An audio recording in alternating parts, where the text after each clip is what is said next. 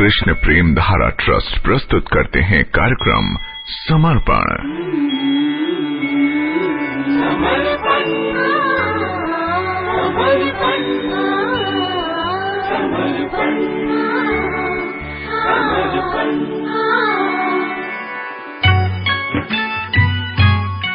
कार्यक्रम समर्पण में आपके साथ हूं मैं प्रेम धारा। नमस्कार, कैसे हैं आप? ऐसे एक बार मैं कहीं जा रही थी, साथ में एक गाना सुनाई दिया, रेडियो पे चल रहा था, कान में पड़ा, भूल गया सब कुछ, याद नहीं अब कुछ, बस यही एक बात नहीं भूली, है ना। कोई नाम लिया, फिर आई लव यू करके गाना चलने लगा। मैं सोचने लगी, ऐसा कैसे हो सकता है कि एक हार्ड मास के इंसान के प्रेम में सब कुछ भूल दिया जाए, सब कुछ भूल जाए कोई व्यक्ति, ना घर याद रहे, ना शरीर के सुध रहे, कुछ भी याद ना रहे। हम कौन हैं, कहां से आए हैं, कहां जाना है, देह के सुध भूली, जेब में नोट है कि नहीं, कल ऑफिस जाना है कि नहीं, सब भूल गए, याद नहीं अब कुछ, बस एक बात नहीं भूली, क्या कि भाई तुम्हारे प्रेम को नहीं भूला। ये अगर हालत हो सकती है हार्ड मास के आदमी में, तो मैं सोचती हूँ वो हार्ड मास का आदमी जो कि 9 छेदों वाला है बेचारा, और 9 छेदों से गंदगी बह रही है, उसके प्रेम में किसी की ये हालत हो सकती है, बताओ भला। तो फिर भगवान जो परम दिव्य हैं, आनंद घन हैं, जो सिर से लेके चरणों तक बस आनंद ही आनंद है, माधुर्य ही माधुर्य टपकता है जिनमें से, जिनको देख करके बोला अधरम मधुरम वसनम मधुरम मधुराधिपते अखिलम मधुरम। जिसने देखा वो कुछ कह ही नहीं पाया, उसने सिर्फ मधुर मधुर मधुर कह के वो बेहोश हो गया। अगर ऐसे व्यक्ति के प्रेम में कोई पड़ गया, ऐसे भगवान के प्रेम में पड़ गया कोई, तो उसकी क्या हालत होगी। तो बड़ा सुंदर श्लोक यहाँ पर आया है। ध्रुव जी कह रहे हैं भगवान की स्तुति में, तेना स्मरन्तय तितराम प्रियमीश मर्तयम ये चन्वदः सुत सुहृद गृह वित्तदारः ये त्वब्ज नाभ भवदीय पदारविंद सौगंध्य लुब्ध हृदयेषु कृत प्रसंगः। अर्थात हे कमलनाभ, जिन्होंने तुम्हारे चरण कमलों की सुगंध पर लुब्ध चित्त भक्तों का संग किया है, वे जीव की अति प्रिय मर्त्य देह का और देह संबंध वाले स्त्री पुत्र सुहृद गृह संपदा आदि का स्मरण भी नहीं करते। भगवत भक्त के संग में विषय निष्ठ मति भगवन निष्ठ हो जाती है। कितनी सुंदर बात। ध्रुव महाराज भगवान से बस एक वर मांग रहे हैं कि भगवान मुझे अपने प्रिय भक्तों का संग दे दीजिए। और वो भक्त कैसे हैं प्रभु? वो भक्त ऐसे हैं कि आपके चरण कमल की सुगंध पर उनका चित्त, उनका हृदय लुट गया है, लुट गया। ऐसे लोगों का संग दे दीजिए। मानो भगवान पूछें कि भाई ऐसे ही लोगों का संग क्यों चाहिए, ऐसे लोगों का भी तो संग दे सकता हूँ जो हरि नाम कर रहे हैं, मंदिर जाते हैं, आते हैं, बैठते हैं, हरि चर्चा करते हैं, वो भी ठीक है। तो उन्होंने कहा नहीं नहीं नहीं, क्योंकि जिसका अभी संसार क्षय नहीं हुआ, जिसका मन अभी भी संसार में है, जो आपको भी पूजता है और संसार को भी साथ लेके चलता है, दोनों हाथों में दोनों लड्डू चाहता है, जो प्रभु उसका संग तो देना नहीं, क्योंकि वो कभी कभी ही आपके बारे में बात करेगा, ज्यादातर समय तो उसका अपने परिवार के बारे में चर्चा करने में बीत जाएगा। बेशक उसने भक्त का वेश धारण किया है तो क्या, फिर भी परिवार जो है सामने नजर आएगा। तो फिर कैसे व्यक्ति का संग चाहिए तुम्हें ध्रुव? तो क्या बोल रहे हैं कि ऐसे व्यक्ति जो आपके चरण कमल की सुगंध पर सुध बुध बिसरा गए हों, उन्हें ये याद ना रहा हो मैं कौन हूँ, मैं स्त्री देह में हूँ या पुरुष देह में हूँ, कहाँ रहता हूँ, कौन पत्नी है, कौन पति है, कितने बच्चे हैं, सब भूल गए हों, सब भूल गए हों। तो क्या होगा? तो प्रभु फिर क्या होगा कि मैं जो आपके पास आया था ना अपनी मैया के कहने पर, कि मैया बोली कि अगर तुझे राज्य चाहिए तो भगवान की शरण में जा, तो मुझे माँ याद रही, राज्य याद रहा, वासनाएं हृदय में रही। लेकिन अगर ऐसे भक्तों के चरणों में बैठूंगा, ऐसे भक्तों की चरण रज को अपने देह पर मलूंगा, तो क्या होगा प्रभु? तब मैं इस अति प्रिय मर्त्य देह को भी भूल जाऊंगा। ये देह इंसान को सबसे ज्यादा प्यारी होती है। इसे सजाने के लिए वो क्या क्या नहीं करता, क्या क्या नहीं करता, काले से गोरा बनने के लिए क्या क्या नहीं करता। मैंने आज ऐसे ही एक स्कूटर पर एड देखा, उसमें लिखा था गोरा बने वरना पैसे वापस। बताइए ये वो वाली बात हो गई कि मल को ढका हुआ है मखमल से, वो काले रंग का है। अब उस काले रंग को गोरा बनाइए तो क्या वो मखमल मल रहित हो जाएगा? उसके अंदर मखमल में मल भी है और मखमल जिस पर ढका हुआ है, जिसको मखमल ने ढका है, वहां भी मल है। तो ये जो देह है ना, मर्त्य देह, सबसे पहले इसकी सुध जाती रहेगी। हम अच्छे दिख रहे हैं, हम बुरे दिख रहे हैं, हमारे बाल कम है, हमारे बाल ज्यादा हैं, इस शरीर में की लंबाई ज्यादा है, मोटाई ज्यादा है, क्या ज्यादा है, सब खत्म हो जाएगा। इससे छुटकारा हमेशा हमेशा के लिए। क्यों? क्योंकि प्रभु, जिन लोगों का मैं संग करूंगा आपकी कृपा से, वो लोग सिर्फ भगवान को याद रखते हैं और बाकी चीजों के विषय में तो उनकी स्मरण शक्ति 0 है, 0। कुछ याद नहीं रहता। याद अब कुछ नहीं रहता, सिर्फ एक आपकी याद आने के बाद। सिर्फ अब आप ही की याद आई, जैसे याद आई सब कुछ विस्मृत हो गया, सब कुछ। तो बहुत ही सुंदर श्लोक है ये, जिस पर चर्चा जारी रखेंगे हम। सुनते रहिए समर्पण। आप सुन रहे हैं कृष्ण प्रेम धारा ट्रस्ट द्वारा प्रायोजित कार्यक्रम समर्पण। आप हमसे संपर्क कर सकते हैं इन्फो नंबर्स पर 9650164592 यानी 9650164592 9818231939 यानी 9818231939 9213414657 यानी 9213414657 और 9810397596 यानी 9810397596। अधिक जानकारी के लिए देखिए हमारी वेबसाइट www.premdhara.co.in। कार्यक्रम समर्पण में आपके साथ हूं मैं प्रेम धारा। हम चर्चा कर रहे हैं बहुत ही सुंदर श्लोक पर। तेना स्मरन्तया तितराम प्रियमीश मर्तयम ये चन वदः सुत सुहृद गृह वित्तदारः ये त्वब्जनाभ भवदीय पदारविंद सौगंध्य लुब्ध हृदयेषु कृत प्रसंगः। अर्थात, हे कमलनाभ, जिन्होंने तुम्हारे चरण कमलों की सुगंध पर लुब्ध चित्त भक्तों का संग किया है, वे जीव की अति प्रिय मर्त्य देह का और देह संबंध वाले स्त्री पुरुष सुहृद गृह संपदा आदि का स्मरण भी नहीं करते। भगवत भक्त के संग में विषय निष्ठ मति भगवान निष्ठ हो जाती है। तो ध्रुव महाराज देखिए बहुत प्यारे भक्त हैं। भगवान का उनको दर्शन प्राप्त हुआ मात्र कुछ एक महीनों में ही। इतनी उच्च उनकी तपस्या रही, बावजूद इसके जो भक्ति की एक बहुत बड़ी पहचान है वो ये कि इंसान यानी भक्त अपने आप को बहुत दयनीय समझता है। उसके अंदर दैन्य कूट कूट के आ जाता है, कहता है मैं सबसे बेकार हूँ, सबसे ज्यादा बेकार मैं ही हूँ, और अपने आप को बिल्कुल अयोग्य समझता है। वही हालत ध्रुव महाराज की है। कह रहे हैं कि अगर आपके चरण कमल की सुगंध पर लुब्ध चित्त भक्तों का संग मिल जाए तो प्रभु, न केवल मैं इस मर्त्य देह को भूल जाऊंगा जिस देह को सुख देने के लिए मैंने राज्य की कामना की थी, अपितु देह की जो संबंध वाले स्त्री पुत्र सुहृद गृह संपदा, इन्हें भी त्याग दूंगा, इनको भी याद नहीं रखूंगा। इंसान हो सकता है अपनी देह को भूल भी जाए।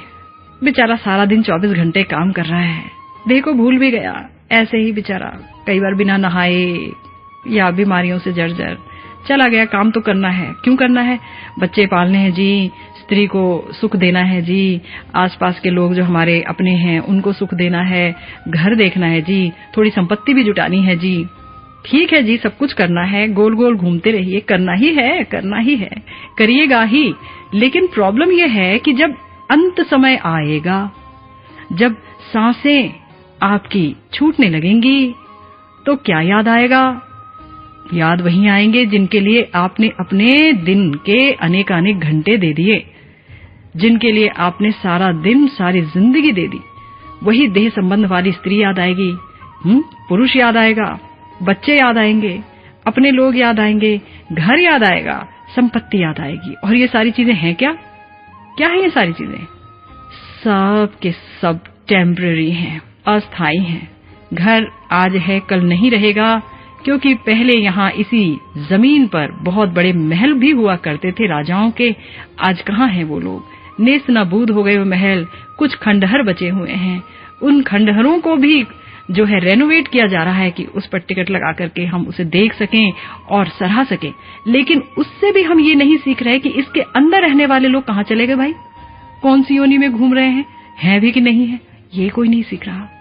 लेकिन जो भगवान के चरणों में पूरी तरह लुब्ध चित्त है, लुब्ध चित्त मतलब सिर्फ तुम ही तुम हो मेरे जीवन में और कोई नहीं, ऐसा जो भक्त है अगर उसका संग मिल जाएगा तो ये देह संबंध वाले स्त्री पुरुष सुहृद गृह संपदा की याद नहीं आएगी। तो क्या इनको छोड़ दिया जाए? नहीं, कर्तव्य बुद्धि से कर्तव्य निभाते जाइए, कर्तव्य जानिए इन्हें। अपनापन वाली बुद्धि हटानी होगी कि ये मेरे हैं, कैसे हो सकते हैं मेरे कैसे हो सकते हैं बताओ ना। जब गर्भ में बच्चा पल रहा था तब क्या उस औरत को पता था कि ये स्त्री है कि पुरुष बच्चा है? नहीं पता था। ठीक है कि विकलांग है, क्या पता। डॉक्टरों के पास भाग भाग के जाते थे, भाई हमारा बच्चा है पर बताओ तुम हमें कि वो कैसा है, बताओ।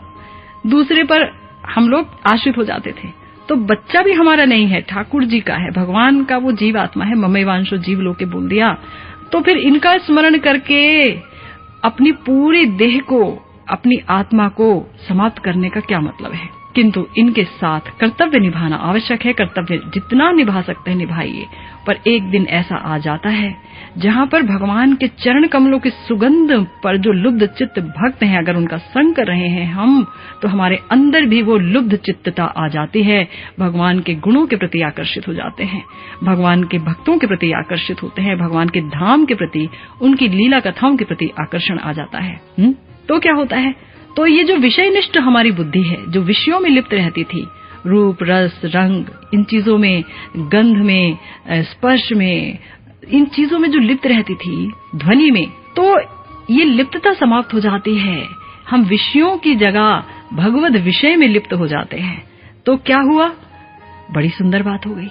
यानी कि ये वो वाली बात हो गई कि जैसे कहीं फसल लगी है, उसे उखाड़ के दूसरी जगह बोना। हमारी ये जो इंद्रियों की फसल है और उसकी जो लिप्तता है जड़ीय विषय में, उसे उखाड़ा और हमने भगवान के विषय में, भगवान के क्षेत्र में, भगवान के खेत में बो दिया। अब जो कुछ होगा वो भगवद रस मिलेगा। और माली भी बहुत अच्छा है हमारा। कौन है वो? स्वयं भगवत भक्त है। वही हमारी जो चिंतन को पोषित करता चलता है, वही भगवान की भक्ति को पोषित करता चलता है। तो सब कुछ छूट जाए, पर ऐसे भक्त का संग कभी नहीं छूटना चाहिए। नहीं तो इस जीवन में इससे निकलने का, भवसागर पार करने का अन्य कोई उपाय नहीं है और कभी कोई उपाय मिल भी नहीं सकता। तो ऐसा सुंदर भक्त संग आप सबको प्राप्त हो, ऐसी सुंदर शुभकामना के साथ अब आपसे इजाजत लेती है प्रेम धारा। नमस्कार। राधा रानी का नाम अनमोल, राधा श्यामा प्यारी का नाम अनमोल, राधा रानी का नाम अनमोल, राधा श्यामा प्यारी का नाम अनमोल, राधा रानी का नाम अनमोल, राधा श्यामा प्यारी का नाम अनमोल, राधा रानी का नाम अनमोल, राधा श्यामा प्यारी का नाम अनमोल, राधा रानी का नाम अनमोल, राधा रानी का नाम अनमोल, राधा श्यामा प्यारी का नाम अनमोल, राधा रानी का नाम अनमोल, राधा श्यामा प्यारी का नाम अनमोल, राधा रानी का नाम अनमोल, राधा श्यामा प्यारी का नाम अनमोल। ये थी कृष्ण प्रेम धारा ट्रस्ट की प्रस्तुति कार्यक्रम समर्पण।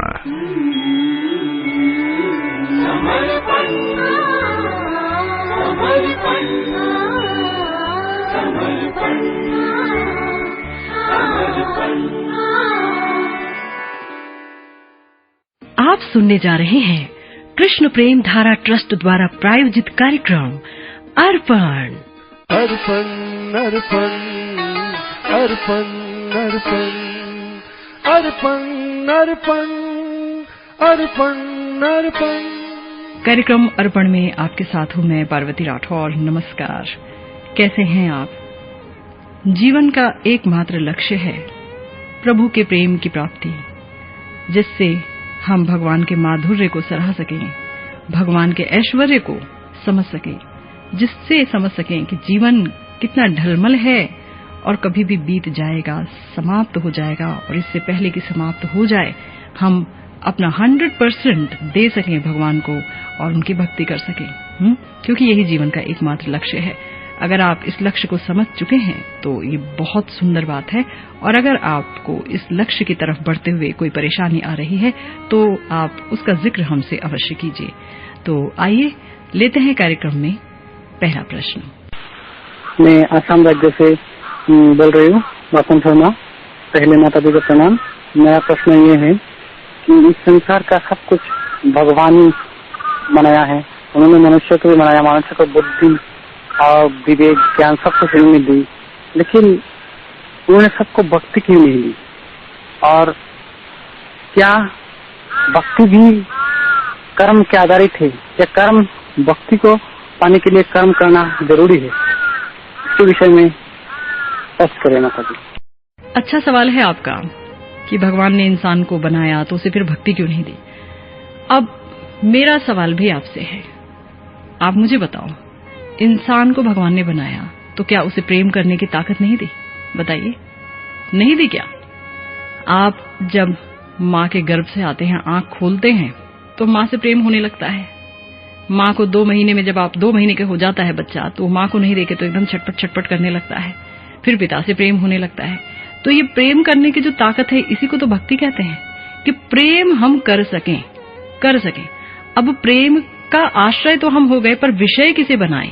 बस इसके लिए भगवान ने बुद्धि दी है, इसी के लिए भगवान ने सब कुछ दिया है, सारा कुछ दिया है भगवान ने इस विषय को चुनने के लिए। आपके पास चॉइस दी है। हमारा क्या हाल है? हम प्रेम के विषय के रूप में तमाम दुनिया के लोगों को चुन लेते हैं, और ये सारे दुनिया के लोग, आप चाहे किसी को भी चुन लो, तो एक बात मेरी याद रखना, ये सब के सब वो हैं जो भव सागर में डूब रहे हैं। इन सब के हाथ पैर बंधे हैं, माया की 3 गुणों की रस्सियों ने इनके हाथ पैर बांधे हुए हैं। भव सागर है, उसमें हुबू डुबू कर रहे हैं, कभी ऊपर कभी नीचे, ऊपर नीचे के लोकों में जा रहे हैं, आ रहे हैं, मर रहे हैं। इनमें से कौन हमारी रक्षा कर सकता है? बताओ, कोई रक्षा कर सकता है? कोई रक्षा नहीं कर सकता, हमारी कोई रक्षा नहीं कर सकता। रक्षा करने वाले सिर्फ भगवान हैं।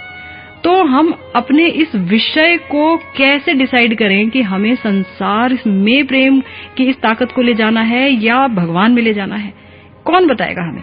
इसी के लिए सत्संग की आवश्यकता है, इसी के लिए महत व्यक्ति के संग की आवश्यकता है। ऐसा व्यक्ति जो भगवान में डूबा रहता हो और जिसने भगवान का अनुभव कर लिया हो, साक्षात्कार कर लिया हो, और अपने जीवन में इसी निष्कर्ष पर पहुंचा हो कि भगवान के अलावा सब कुछ टेम्पररी है। सिर्फ भगवान का जो रिश्ता है हमारे साथ, जो रिश्ता हमें कह लीजिए पोषित करना चाहिए, जिसके लिए ये मनुष्य जन्म मिला है, इसी रिश्ते को निभाने के लिए, वो रिश्ता बहुत अहम है। जो ये बात समझ चुका हो, उसका संग करने के लिए ये मनुष्य जीवन आपको मिला है। तभी आपकी दिशा जो है सोचने की और ये तय करने की कि प्रेम किससे किया जाए और कैसे किया जाए, तभी ये दिशा आपकी सही हो सकती है।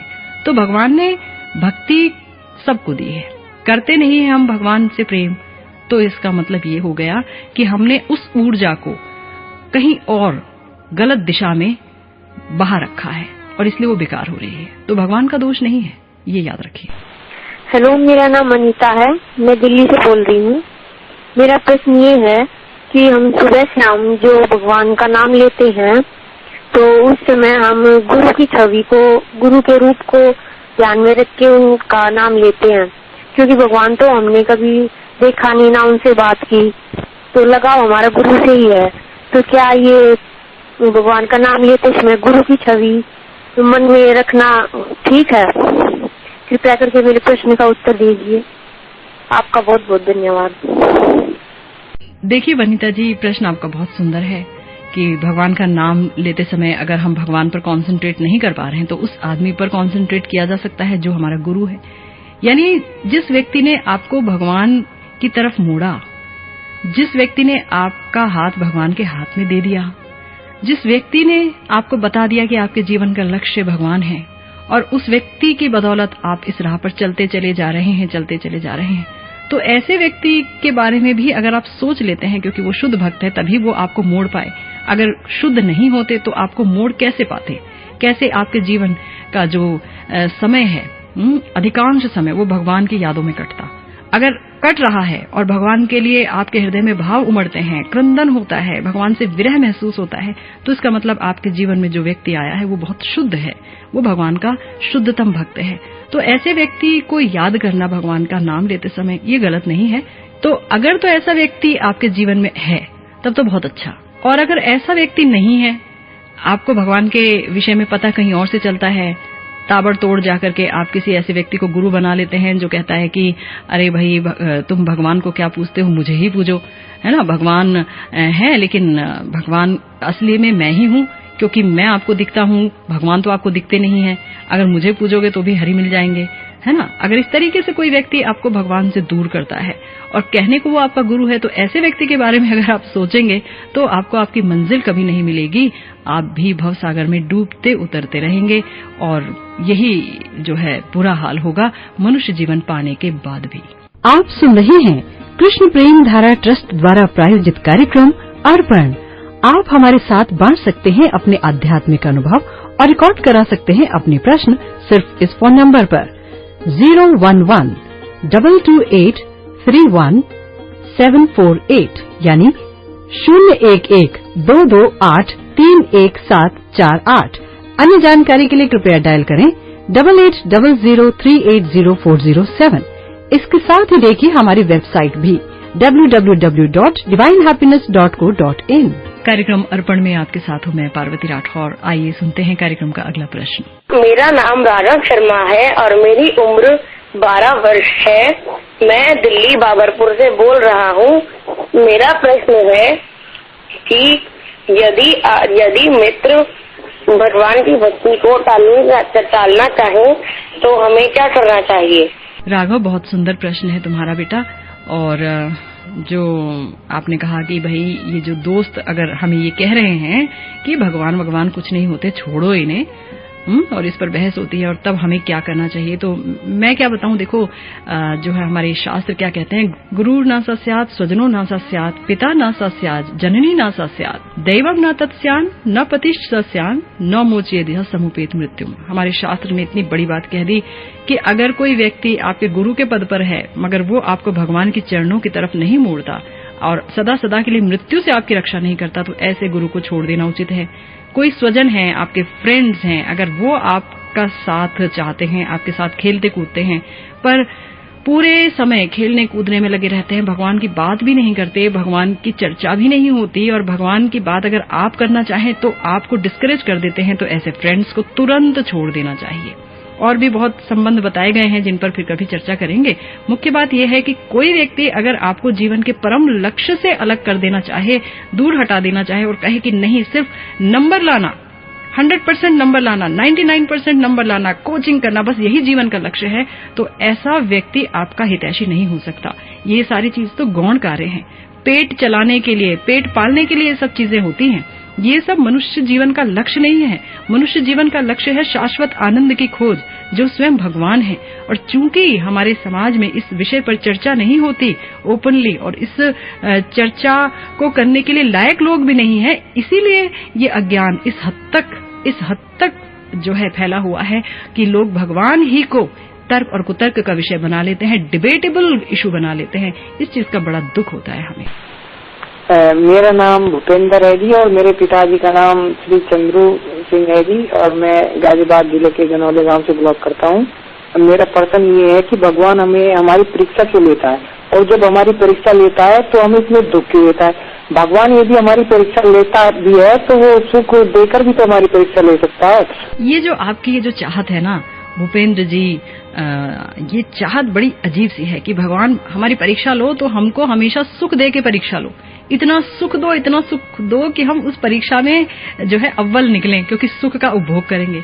आपके दिए दुख का हम उपभोग नहीं करना चाहते, है ना। ये जो मनुष्य की भोग करने की इच्छा है ना, कि बस भोगूं और भगवान से अलग होकर के भोगूं, इसी ने तो हमें जंजाल में बांधा है, 84 लाख योनियों के इस अंतहीन सफर में बांधा है।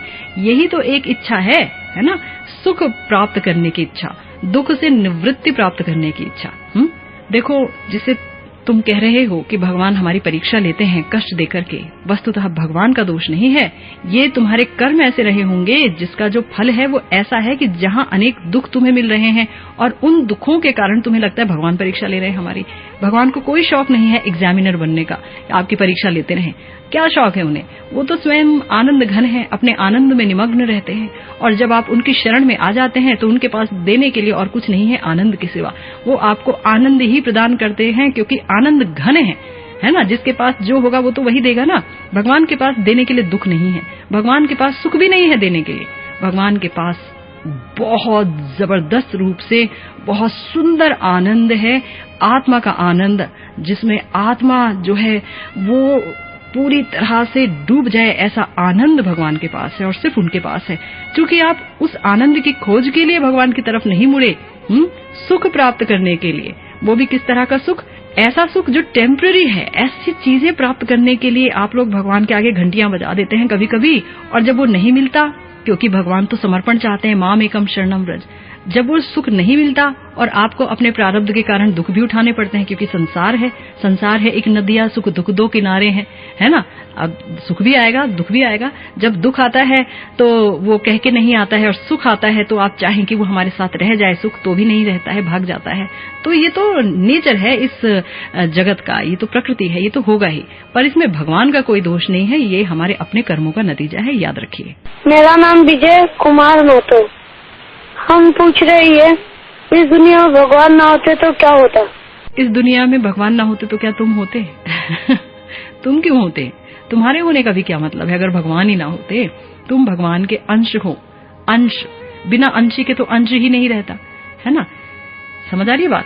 जैसे कि मान लो एक बहुत बड़ा केक है और तुम्हारे हिस्से में एक छोटा पीस केक का आया, केक को काटा गया, एक छोटा पीस तुम्हारे पास आया, पर वो केक ही नहीं होता, फिर तुम्हारे पास भी केक खाने को कैसे आता है ना। तो अगर भगवान ही ना होते तो फिर तो कुछ भी नहीं होता, संसार ही क्यों होता। भगवान की इच्छा होती है तो संसार होता है, इसलिए भगवान है, इसीलिए तुम हो, ये याद रखना।